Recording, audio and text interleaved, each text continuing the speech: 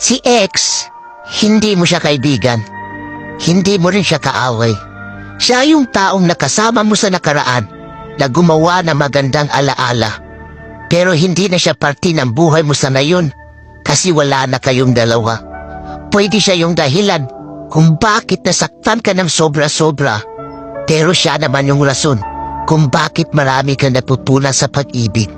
Kaya kung babalik man siya ulit sa buhay mo at magpaparamdam ulit, it's your choice.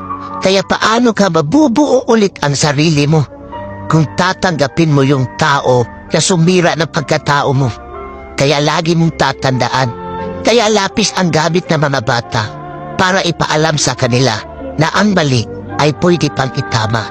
Kaya naman ballpen ang gamit natin para ipaalam sa atin na hindi na tayo bata, na para ulit-ulitin pa ang pagkakamali na hindi na natin kayang burahin.